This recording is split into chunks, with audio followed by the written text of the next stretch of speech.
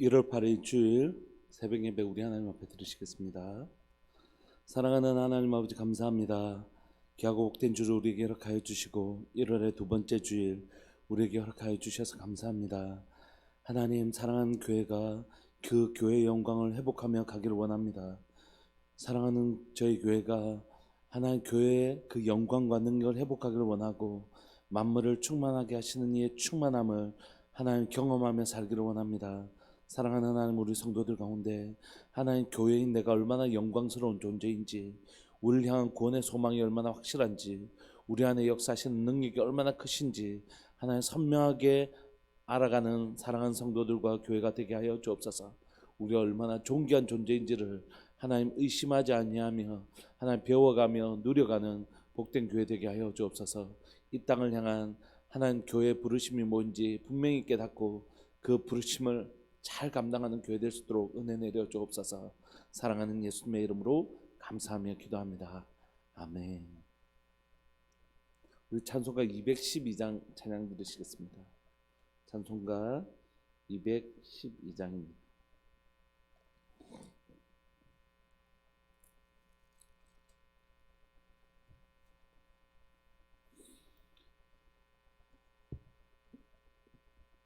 찬송가 212장. 겸손히 주를 섬길 때 괴로우니 많으나 구주여 내게 임주사 잘 감당하게 하소서. 인자말을 가지고 사람을 강화시키며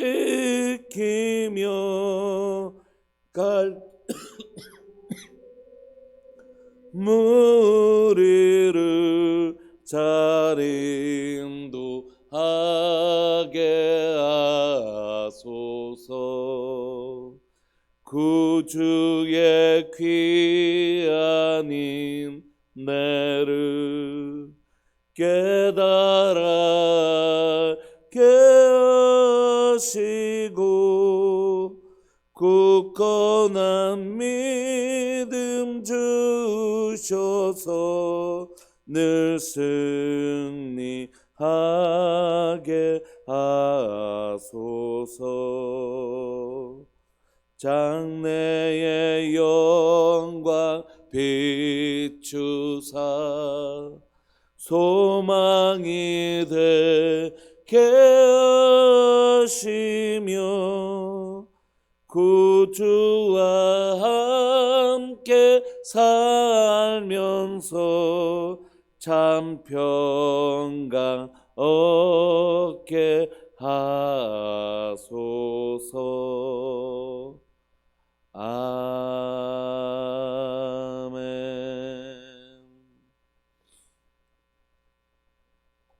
우리 하나님 말씀 야고보서 5장 1절부터 11절까지 함께 보시겠습니다. 야고보서 5장 1절부터 11절까지입니다.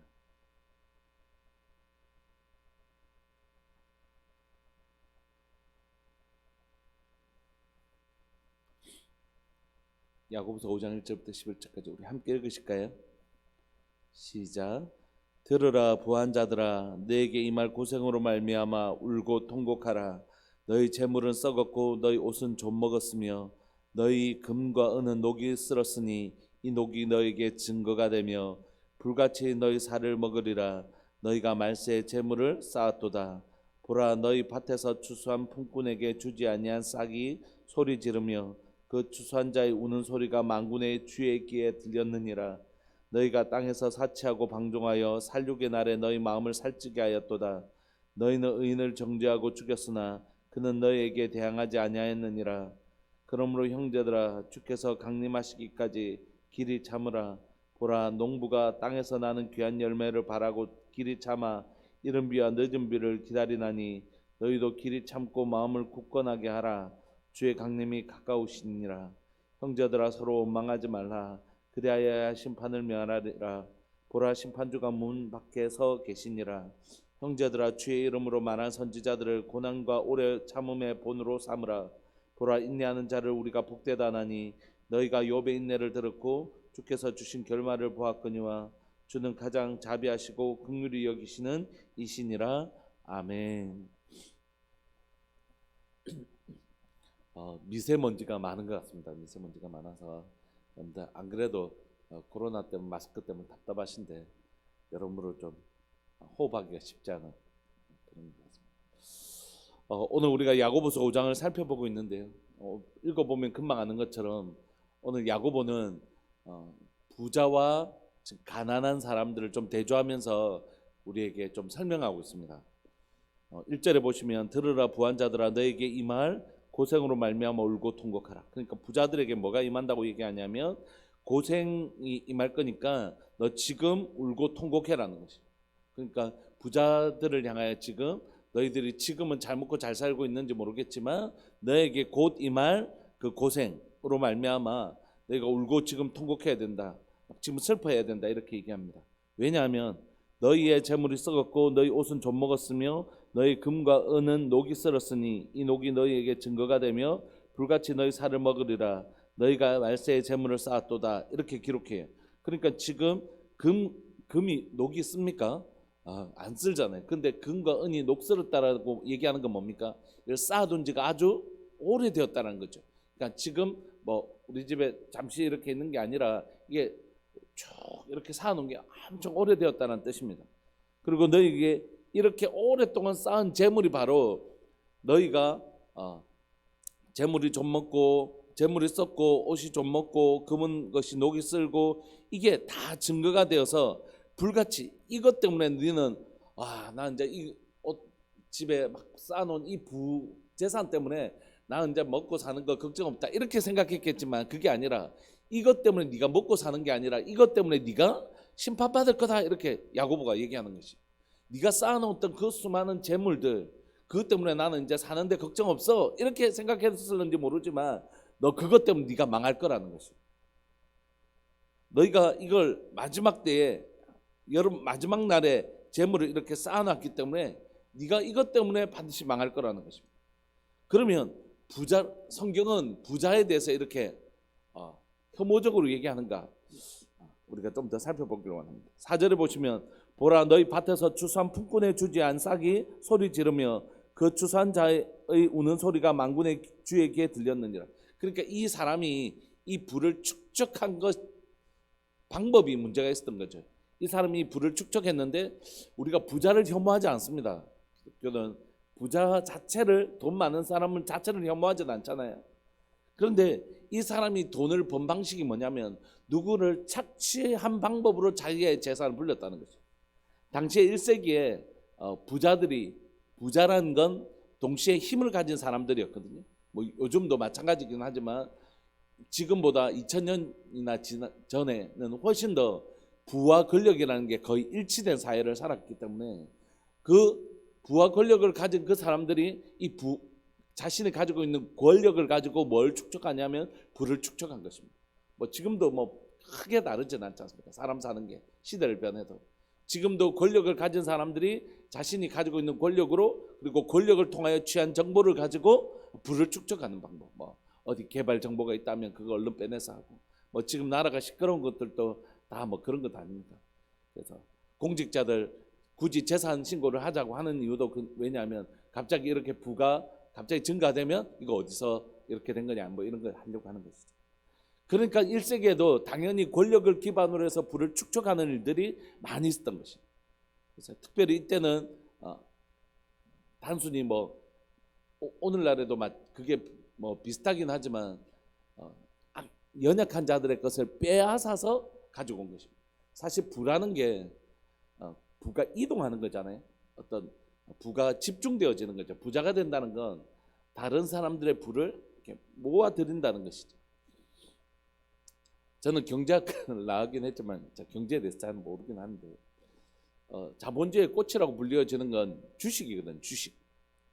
근데 주식을 하는 게 옳으냐 나쁘냐 뭐 이런 게 되게 논쟁이 된 적이 있었습니다. 특별히 우리 청년들에게.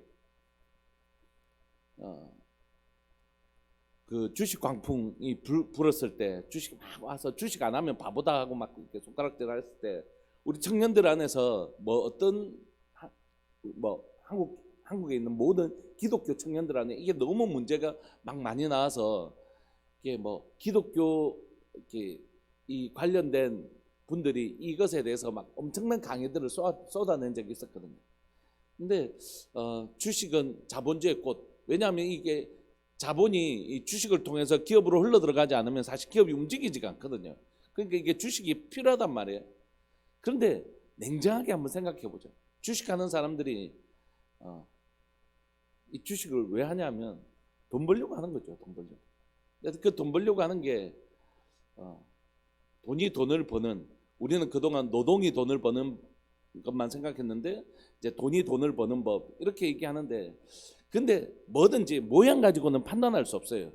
여러분들 우리가 하나님을 쭉 믿었지만 모양 가지고는 알 수 없잖아요. 하나님 뭘 보신다고요? 그 일을 한 똑같은 행동을 해도 그 행동을 한 동기와 그것을 한 마음의 중심을 주님 살피시잖아요. 왜 이걸 했느냐? 그 동기와 그 중심을 살피시는데 주식도 마찬가지예요. 사실 주식도 진짜 이걸 순수한 투자의 개념으로 했나 투기의 개념으로 했냐, 그에 따라서 완전히 다를 수 있죠. 그냥 그래서 주식을 하시는 분이 뭐 몇 개월 이상을 넣어놓지 않으면 이건 투기다 뭐 이런 나름대로 객관적인 기준들을 내놔서 그때 강의를 하는 것을 제가 한번 들었는데, 어쨌든 그 동기 자체가 내가 돈 먹고 돈 내고 돈 먹기라는 그런 어떤 사행심이 그 안에 들어가 있다라면 사실 이건 국가가 공인한 도박성을 가지고 있는 걸 부인하기는 사실 어려워요. 이게 예를 들어서 제가 울산에 있는데 하나님 울산에 있는 울산 현대 자동차라든지 중공업이라든지 뭐 SOL이라든지 이런 기업들을 뭐 대기업만 있는 건 아니지만 하나님 이 기업들이 하나님 앞에 건강하게 세워지기를 원합니다. 제가 기도하면서 그 회사의 주식을 사는 것 저는 나쁘지 않다고 생각해요. 그리고 오랫동안 그 회사를 위해서 그 회사가 살아야지 하청업체도 살고 이 땅에 있는 사람들의 먹을거리가 되잖아요. 그러니까 이 땅에 사는 사람들이 이 땅에 있는 기업이나 이 땅에 있는 공무원들이나 법원이나 뭐 병원들이나 이런 것을 위해서 기도하는 게 꼭 필요하거든요. 근데 그걸 할 때 그 중심이 정말 바른지는 반드시 철저하게 좀 객관적 증거를 가지고 점검할 필요가 있습니다. 왜냐하면 우리의 동기가 순수하지 않을 수 있거든요. 그러니까 사실 부라는 건 주식을 통하여 돈을 잃어버린 사람들이 있을 거잖아요. 그런데 그걸 이제 주식을 통해서 버는 사람에게 집중되는 거죠. 사실 이게 주식이 갑자기 뭐 없는 부가 쌓여서 모든 사람이 다 부자가 되고 이런 건 없거든요. 결국 어떤 사람의 호주머니에 있는 돈이 또 다른 사람에게 전이되는 과정이잖아요. 그러니까 그런 것들도 어떤 정보를 통해서 또는 다른 방식을 통해서 또 나쁜 방식을 통해서 또 얻기도 하고, 그걸 우리가 범죄라고 해서 그걸 좀 잡아가기도 하고 이렇잖아요. 그러니까 오늘날에도 좀 고도화되었을 뿐이지 여전히 힘없는 사람들에게, 개미 투자자 같은 사람들, 사학운동한다는 이런 사람들에게 그런 좀 정보에 좀 덜 오픈된 사람들의 것들이 좀 더 정보에 가까이 있는, 권력을 통하여 정보에 좀 더 가까이 있는 사람들에게로 이전되는 그런 현상들을 보잖아요.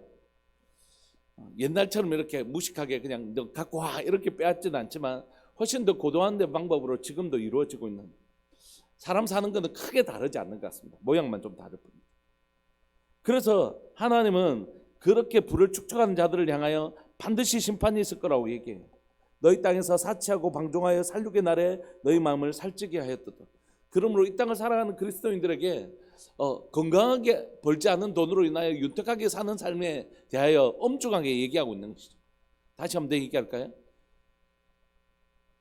건강한 방식으로 돈을 벌지 않고 부정한 방법으로 돈을 벌어서 그것으로 윤택하게 사는 삶은 절대 건강하지 않은 거죠. 제가 아는 어떤 한 교회 안에 건강하게 돈을 버는 방법이 아닌 방법으로 돈을 버는 분들이 계셨습니다. 예를 들면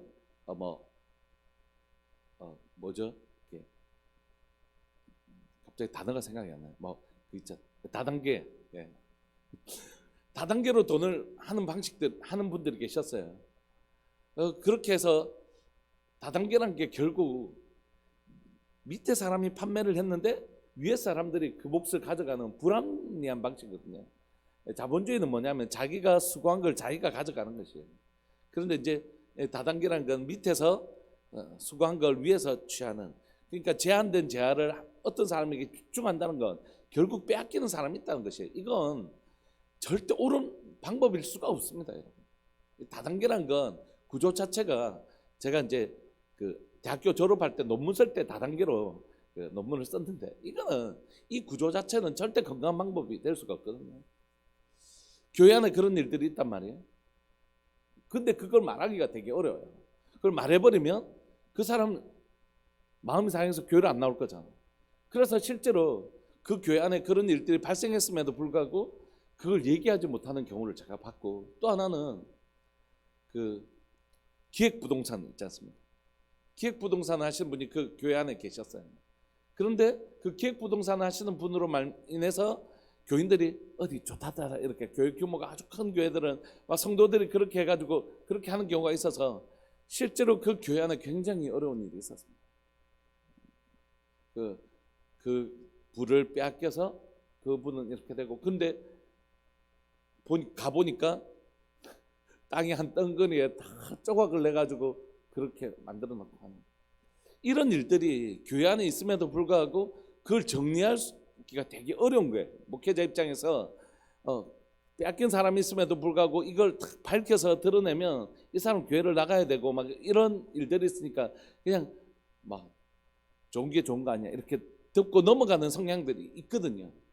근데 그런 일들이 일어나기 전에, 일어나고 나면 얘기하기가 굉장히 어려운 측면들이 있어요. 그러니까 그러기 전에 이런 것들을 교회 안에서 정확하게 얘기하는 것이 필요한 것 같습니다. 건강하게 벌지 않는 방법에 대해서는 교회 안에서는 절대 다단계 안 됩니다. 이렇게 교회 안에서 절대 부동산 거래 안 됩니다. 이렇게 명확하게 얘기를 해주는 것이 교회의 질서를, 또 교회가 깨어지지 않고 지켜지는 방식이라고 생각해요. 그래서 오늘 본문은 무슨 얘기를 하냐면, 건강하게 부를 축적하지 않는 방법으로 자신의 윤택함을 한 삶을 사는 것이 굉장히 나쁘다. 이거 하나님 앞에 굉장히 심판받을 짓이다. 그러므로 너희가 건강하지 않는 방법으로 부를 축적해서 그것을 윤택하게 사는 삶을 절대 지향하면 안 된다. 절대. 그건 진짜 아니다. 그건 천국이 없다라고 믿는 사람들이다. 이 땅에서만 잘 살고 하늘에 심판이 있다는 것을 믿지 않기 때문에 그렇게 사는 것이니까 너 절대 그렇게 살면 안 된다라고 야고보가 얘기할 뿐만이 아니라요. 또 하나 야고보가 얘기하는 건 뭐냐면, 건강한 방식으로 부를 축적하지 않는 그것에 대해서도 질문하고 있지만, 또 하나는 오늘 5절에 보시면 너희가 땅에 사치하고 방종하여 살육의 날에 너희 마음을 살찌게 하였도다. 즉 설사 그 부를 건강한 방식으로, 그러니까 정상적인 방식으로 축적했다고 할지라도 축적 자체에 대해서도 굉장히 부정적인 뉘앙스를 가지고 있습니다. 그러니까 부정적인 방식으로 부를 축적하는 것 자체는 뭐 말할 필요도 없이 아주 잘못된 방식이죠. 그것으로 다른 사람의 것을 사실을 탈취하는 방식입니다. 그런데 정상적인 방법으로라도 부를 엄청나게 많이 축적하는 걸 굉장히 금지시하고 있는데, 왜냐하면 여러 번 말씀드리지만 제가 저희 큰애한테 너 이거 엄마 아빠 어디 잠시 갔다 온 동안 동생들 점심 뭐 맛있는 거 사주고 점심들 먹고 있어 이렇게 하고 줬는데, 그걸 어제 혼자만 먹고 있는 것이죠. 나눠 먹지 않고. 하나님께서 우리에게 주신 재정은 반드시 사명을 가지고 있습니다. 그거 어디 쓰라고 주신 것이에요. 네 혼자 잘 먹고 잘 살아라고 주신 게 아니란 말이에요. 물론 기독교는 금욕주의가 아닙니다. 여러분들에게 주신 재정으로 좀 맛있는 것도 드시고, 죄송해요, 맛있는 거 사드려야 되는데 맛있는 것도 좀 사드시고 좋은 옷도 좀 입으시고 여러분들을 즐겁게 하시는 일에 쓰시는 것 절대 죄악시 여길 필요 없습니다. 성경이 절대 금욕주의가 아니에요. 여러분들, 하나님께서 주신 것으로 여러분들이 맛있는 거 먹기를 원하십니다. 제가 저희 자녀에게 돈을 주면서 우리 아이들이 엄마 아빠 없더라도 맛있는 거 먹기를 원하는 마음으로 그걸 준 것처럼, 여러분들 삶을 자신을 위하여 요즘 그런 거 있잖아요. 수고한 나에게 주는 선물 뭐 이런 거 하잖아요. 그거 나쁘지 않고 좋은 일입니다. 그러나 그것이 과도하게 금과 은이 녹슬 정도로 축적하는 건 절대 좋은 일이 아닙니다. 왜냐하면 하나님은 그것을 나누라고 주신 것이거든요. 나누라고 주신 것이거든요. 그래서 정상적인 방식으로 부를 축적하지 않은 것도 죄이지만 과도한 부의 축적으로 인하여 이것이 사명이 있는 돈을 사명답게 쓰지 않는 것도 죄다. 성경이 이렇게 얘기합니다. 그리고 그런 이 불합리한 사회적 구조를 바라보면서 그리스도인은 그럼 어떻게 해야 되는가? 주님 이렇게 말씀하시죠. 6절 너희는 의인을 정죄하고 죽였으니 그는 너에게 대항하지 아니하였느니라. 이게 참 어려운 것 같아요. 그러니까 그리스도인에게 저항권이라는 게 있을까요? 무조건 참아야 됩니까? 그리스도인들에게 저항권이 있습니다. 그러니까 우리가 예를 들어서 데모하는 것, 그리스도인은 데모를 해도 됩니까? 안 됩니까? 뭐 이런 실제적인 문제가 있잖아요. 그러니까 하나님은 일단 우리에게 인내하라고 하십니다. 그러나 인간의 생존 자체를 위협하거나 그 다음에 우리의 신앙생활 자체를 위협하는 것에 대해서는 일정 부분의 저항권이 인정된다고 소극적으로 설명되어지는 것이지만, 예를 들면 나라가 성도들을 이제 아예 예배를 못 드리게 한다. 코로나 때문에 영상으로 좀 드려주십시오. 이것과 아예 영상이고 뭐고 예배를 드리면 안 됩니다. 이렇게 하는 건 완전히 다른 거거든요. 예배를 못 드리게 하는 것에 대해서는 우리가 저항권을 사용할 수 있습니다. 반대하고 저항할 수 있습니다. 지금 미얀마나 지금 이런 쪽에서 그 반정부 운동 이런 것들이 일어나고 막 이럴 때 그 군부나 이런 것들이 만약에 일반 시민들을 굉장히 박탈하고 이럴 때 그리스도인들은 어떻게 해야 되는가? 그때 이 사람들의 생명을 지켜내기 위한 저항권, 최소한의 저항권을 사용할 수 있습니다.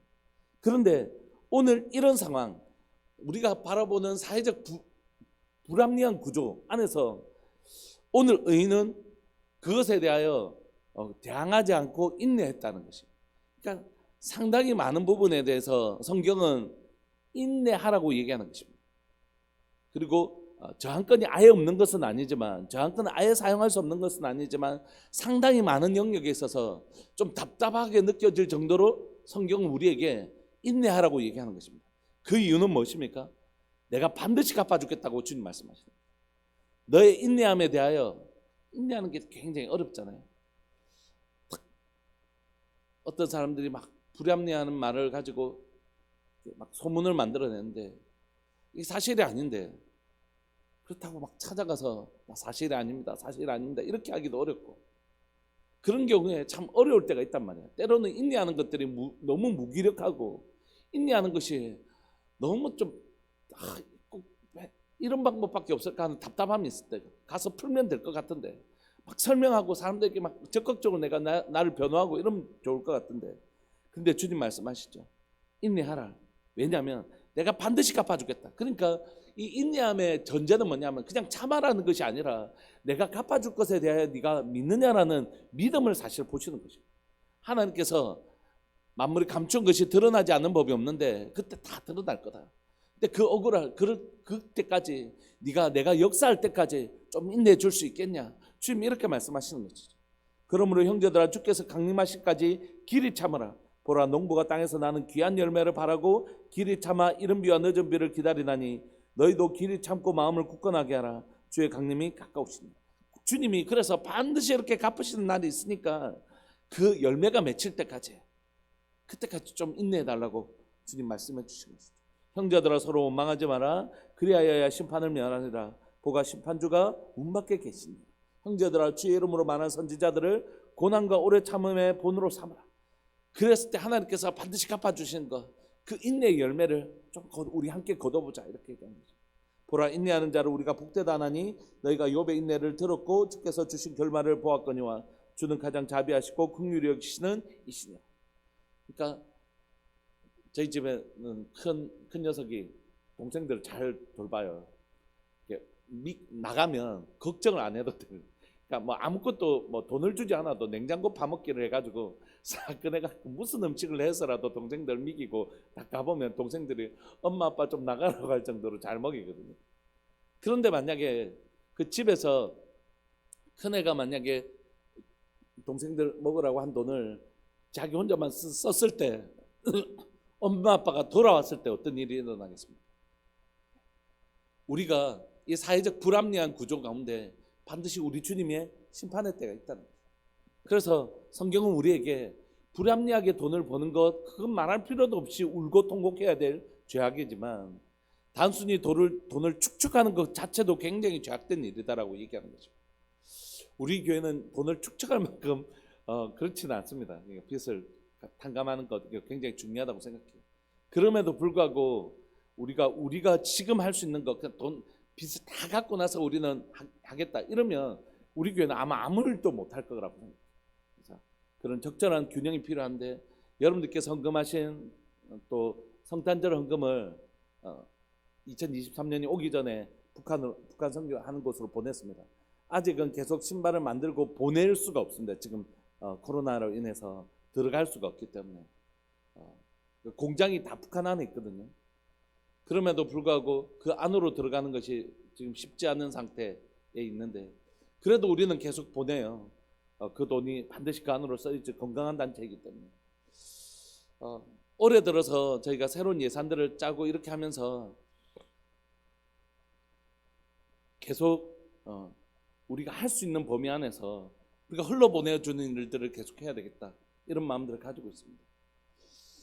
사랑하는 교회가 하나님 앞에 여러 면에서 부끄럽지 않은 교회 되기를 소망하지만 특별히 헌금을 드리는 일, 정직한 11조 하는 일에 부끄럽지 않은 교회였으면 좋겠다 하는 마음이 있고, 또 하나는 그렇게 헌금한 금액을 정직하게 축적하지 않고 하나님 앞에서 하나님의 우리 가운데 주신 감동을 따라 아름다운 곳으로 잘 흘러보내는, 그래서 다른 영역에서 뿐만이 아니라 재정의 영역에 있어도 교회가 건강한 모습 계속 잘 지켜나갔으면 좋겠다 이런 마음이 있고, 또 우리가 여러분들 살아가면서 우리가 살아가는 속에 완벽한 세상은 여러분 여기에는 없습니다. 저기에만 있습니다. 우리가 살아가는 동안 심지어 교회 안에도 불합리한 구조가 있을 수 있어요.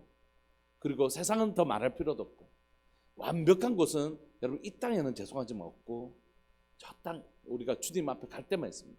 그러면 이 땅을 살아가는 동안 우리가 하나는 그 불합리한 구조 가운데 주님이 역사하실 것이 잘 인내하는 법이 필요하다고 생각해요. 그렇다고 해서 무조건 참으라는 것은 아닙니다. 불합리한 구조를 건강한 방식으로 해결할 수 있는 법을 배울 필요가 있겠죠. 그렇지만 우리 안에 그 불합리한 것에 폭력을 행사하는 방식으로 그것들을 저항하는 것을 성경은 지향이 아니고 지양하고 있습니다. 반드시 하나님께서 오셔서 역사하실 것을 믿고 우리의 저항권은 아예 성경이 없다라고 얘기하고 있지는 않지만, 그럼에도 불구하고 그 불합리한 구조 속에 주님이 어떤 방식으로 이 문제를 해결해 나가실까, 좀 주님이 주인이실 것을 인정하고 인내하며 기다리며 기도하는 방식으로 그 문제를 접근하기를 원하시는 것이죠. 말씀을 좀 마무리하고 싶습니다. 교회를 섬기면서 우리 모두에게 좀 이런 일들이 필요할 거라고 생각해요. 저는 오늘 사도 야고보가 돈에 관해서 얘기했지만 사실 돈에 관한 이야기를 훨씬 더 확장할 수 있다고 생각합니다.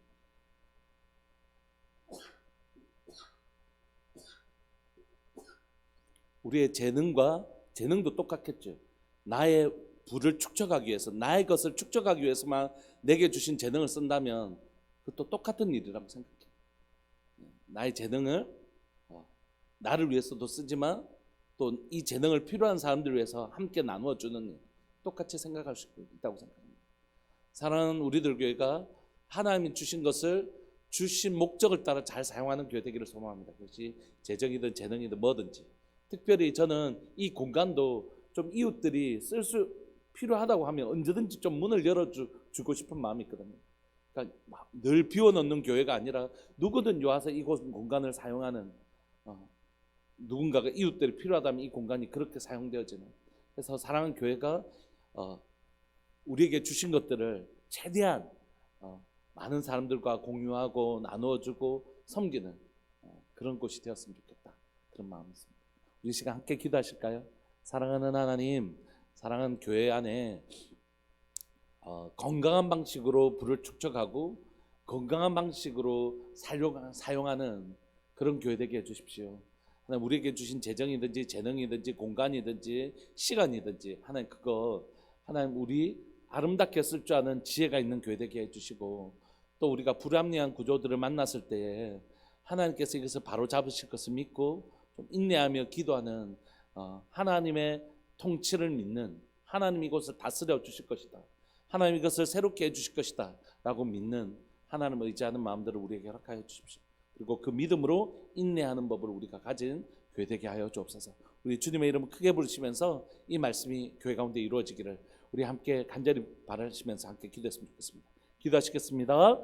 주여, 살아계신 하나님 아버지 감사합니다. 주일 귀한 새벽에 하나님 우리에게 귀한 말씀 주시고, 하나님 이 땅을 살아가는 우리에게 불을 축적하는 방식의 건강한 방식으로 건강한 방식으로 축적하는 것이 얼마나 소중한 일이고, 부정한 방식으로 하나님 불을 축적하는 것이 얼마나 하나님의 앞에 진노가 되는 일인지 우리가 고백합니다. 연약한 자들의 그 부가 하나님 권력을 있는 사람들의 호주머니로 집중되어지는 것, 그것이 얼마나 하나님 앞에 죄악되는지, 무서운 심판이 기다리고 있는 일인지 다시 한번 기억합니다. 사랑하는 하나님, 우리가 건강한 방식으로 또 정상적인 방식으로 불을 축적했다고 할지라도 그것을 하나님이 계속 쌓아두는 것이 하나님 앞에 얼마나 죄악된 일인지를 고백합니다. 하나님, 그것이 쓰여져야 될 곳, 흘러져야 될 곳, 하나님 댐처럼 가두어져서, 뚝처럼 가두어져서 그 물이 썩어버리는 것처럼 그렇게 썩어버리는 자가 아니라 그것을 누군가를 위하여 흘러보내어주는 자 될 수 있도록 주님 도와주옵소서. 주님, 이 시간 간절히 바라고 소망하는 것은 건강한 곳을 향하여 잘 흘러보내어주는 교회 되게 하여 주시고, 하나님 우리에게 더 믿고 맡겨 주실 수 있는 교회, 하나님께서 재정도 사람도 하나님 무엇도 믿고 맡겨 주실 수 있는 그런 건강한 교회 될 수 있도록 주님 도와주옵소서. 사회 불합리한 구조 속에서 하나님 여전히 하나님께서 이곳을 다스린다는 믿음 가지는 우리가 되기를 원합니다. 우리의 힘으로 이것을 뭔가를 하나님이 물리적인 방식으로 이것을 고치려고 하는 자가 아니라, 하나님 정말 하나님께서 이곳을 다스린다는 것을 믿고 기도하며 하나님의 방법이 무엇인지 질문하고, 하나님께서 이곳을 어떻게 다스리기를 원하시는지 인내하며 하나님의 통치를 기다리는, 하나님을 신뢰하는 하나님 이곳을 다스리고 계신다는 것을 믿고 신뢰하는 하나님 믿음의 사람들 될 수 있도록 주님 도와주옵소서. 오늘도 하나님 9시 또 11시 교회 예배가 있고, 식사 후에 또 우리 목장 예배가 있습니다. 사랑하는 교회 가운데 하나님의 말씀이 우리 입술에 떠나지 아니하는 그런 복된 은혜를 우리에게 허락하여 주옵소서. 감사합니다. 주님 영광 받아 주옵소서. 사랑하는 예수님의 이름으로 감사하며 기도합니다. 아멘. 송상현 하옥분 집사님, 김홍숙 권사님, 하나님 앞에 귀한 예물 드리셨습니다. 사랑하는 하나님 감사합니다. 믿음의 식구들로 인하여 감사합니다. 좋은 믿음의 식구들과 함께 신앙생활 할 수 있게 해주셔서 감사합니다. 신실하게 새벽 기도자를 지키게 하시고, 또 하나님 앞에 귀한 예물 드릴 수 있게 해주셔서 감사합니다. 하나님, 사랑하는 우리들 교회가 하나님 앞에 설 때 부끄러움이 없는 그런 예쁜 교회, 거룩한 교회, 아름다운 교회로 잘 자라갈 수 있기를 소망합니다. 찾아오는 어려움들 인내로 잘 견뎌내게 하시고, 그래도 주님이 말씀하시는 성경대로 살아가 보려고 하나님 앞에 엎드리는 사랑하는 귀한 믿음의 식구들과 함께 그렇게 세상에서 제일 큰 교회가 되지 못할지라도 세상에서 제일 하나님이 기뻐하시는 교회, 참 이쁘다라고 말씀해 주시는 그런 교회로 우리가 잘 자라갈 수 있도록 주님 도와주옵소서. 오늘도 주님 앞에 신실하게 자신을 살아내는 귀한 믿음의 식구들 가운데 주님 은혜 내려 주옵소서. 그렇게 행하실 주님을 찬양합니다. 사랑하는 예수님의 이름으로 감사하며 기도합니다. 아멘. 제가 축도하겠습니다. 지금은 우리 주 예수 그리스도의 은혜와 하나님 아버지의 사랑과 성령 하나님의 교통하심과 돌보심의 은혜가 주님 안에서 진실하고 정직하게 살아가기를 소망하는 우리들 교회 모든 믿음의 식구들을 위해 영원토록 함께 있을지어다. 아멘. 계속해서 하시다가 11시 예배 시간에 뵙겠습니다.